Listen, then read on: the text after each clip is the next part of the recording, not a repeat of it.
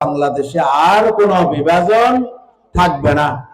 এখানে স্বাধীনতার পক্ষ বিপক্ষ বলে আর কোনো শব্দ আমরা মুছে দিতে চাই এবং সংখ্যালঘু বলে সংখ্যাগুরু বলে শব্দ আমরা মুছে দিয়া সবাই বাংলাদেশের নাগরিক এবং সবার জন্য রিলিজিয়াস ফ্রিডম থাকবে, যার যার ধর্ম শেষে পালন করবে এবং বাংলাদেশ একটা শান্তিপূর্ণ সহাবস্থানের দেশ হবে।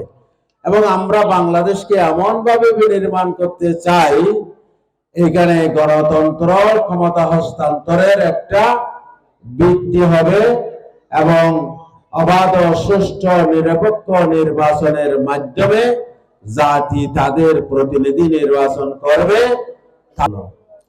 আগামীর নির্বাচনে আপনারা জানেন বাংলাদেশ জামাত ইসলামের নেতৃত্বে বাংলাদেশের বড় বড় ইসলামী দলগুলি, তারপরে হচ্ছে দেশপ্রেমিক গণতান্ত্রিক দলগুলি এবং জুলাই যোদ্ধাদের দল মিলে 11টি দলের সমন্বয়ে একটা ঐক্যজোট গঠন করা হয়েছে।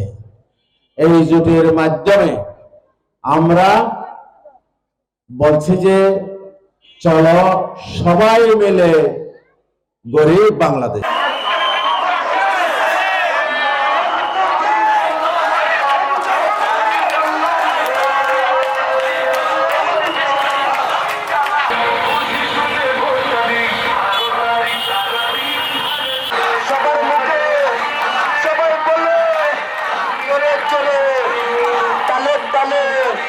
তালে মিলিয়ে